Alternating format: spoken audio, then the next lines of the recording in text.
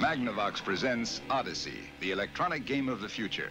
1972. O mundo estava se transformando, casas ganhavam aparelhos de televisão cada vez mais modernos. O homem já havia pisado na Lua.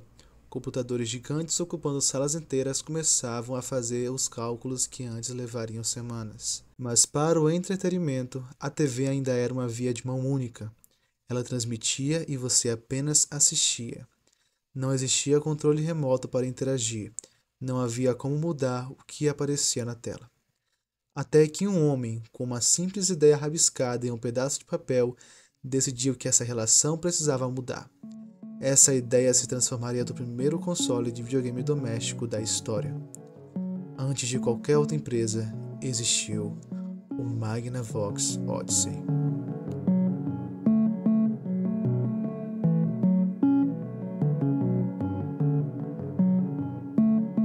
Nossa história começa em 1966, não em uma grande conferência ou laboratório de ponta, mas em um banco de ônibus. Ralph Baer, engenheiro-chefe da Sanders Associates, esperava o seu transporte quando um pensamento lhe veio à cabeça.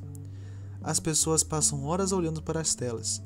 E se pudéssemos jogar nelas? Naquele tempo a televisão era sinônimo de passividade.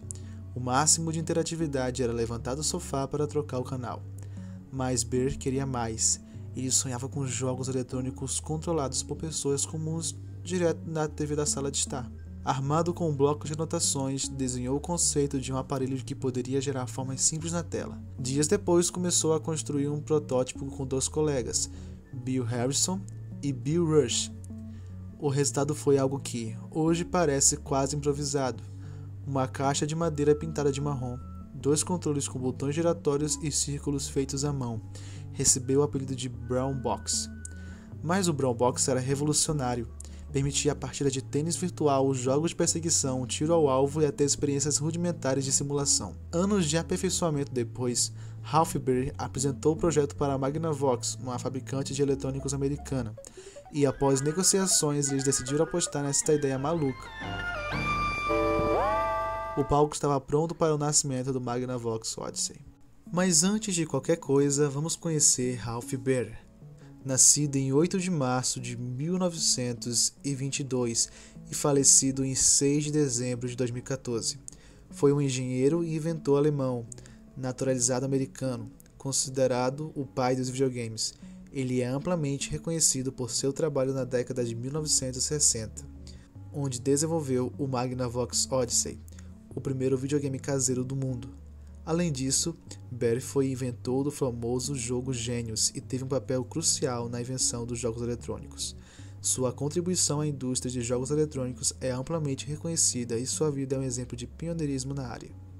Com um projeto aprovado pela Magnavox, em 1972 nascia o Magnavox Odyssey, o primeiro console doméstico de videogame do mundo. Diferente dos consoles modernos, ele não tinha gráficos complexos nem som. Na verdade, o Odyssey era basicamente um gerador de pontos na tela, e tudo dependia da imaginação do jogador. O Magnavox custava cerca de $100, equivalente a mais de $700 hoje em dia. Continha o console, 2 controles, cartão de circuito para jogos, overlay de plástico para a TV e acessórios como dados e cartas. Ele não continha áudio. Os gráficos eram extremamente simples e os jogos eram parecidos entre si. A ideia de TV de jogos ainda era novidade, muitos não entendiam o que o aparelho fazia. Quando o Magnavox Odyssey chegou às lojas em 1972, ele foi um produto sem precedentes.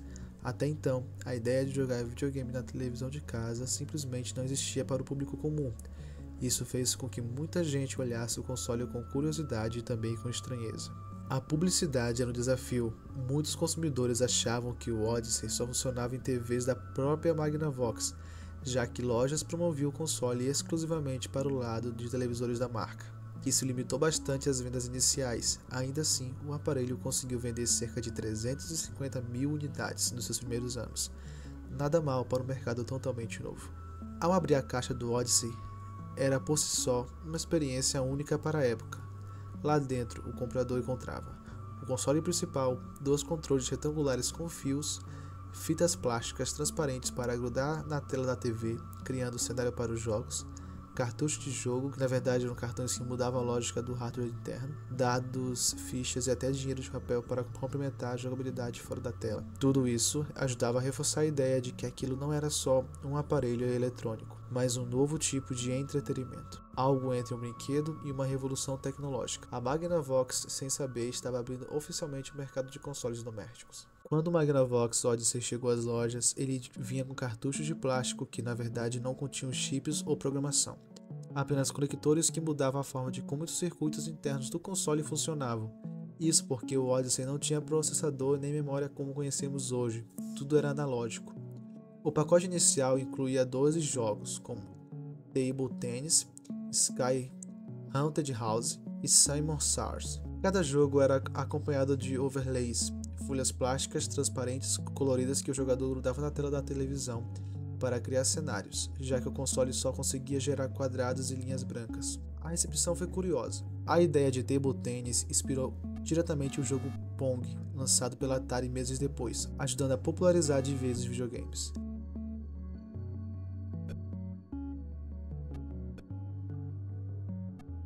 Esse lançamento não só apresentou a ideia de jogar na TV, como também deu origem ao mercado de consoles domésticos.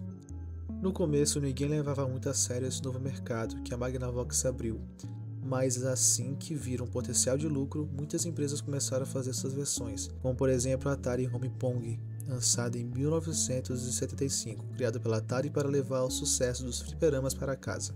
E assim chegamos ao fim da nossa jornada pelo primeiro console doméstico da história. Mais do que um simples produto, ele foi o estopim de uma nova indústria. Abriu portas, despertou curiosidade e, mesmo com limitações técnicas e vendas modestas, provou que o entretenimento eletrônico tinha potencial para conquistar o mundo. Foi o início de um sonho que naquela época ninguém poderia imaginar o tamanho que alcançaria. Mas a história não termina aqui. O pioneiro acendeu uma chama, e essa chama atraiu competidores, e entre eles um nome que se tornaria sinônimo de diversão eletrônica: Pong.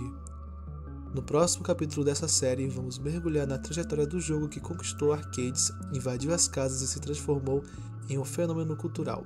Vamos descobrir como a Atari transformou uma ideia simples em um sucesso global e como o Pong ajudou a consolidar a primeira geração de consoles. Prepare-se para conhecer os bastidores, as disputas e o impacto desse ícone que, junto com Odyssey, pavimentou o caminho para toda a indústria dos videogames. Essa é apenas a primeira parte da nossa viagem pela primeira geração, e a próxima parada é a história completa de Pong. Se você chegou até aqui, comenta a palavra Odyssey para mostrar que assistiu o vídeo completo. Se você gosta desse tipo de conteúdo, já deixa seu like, se inscreve no canal e ativa o sininho para não perder os próximos episódios.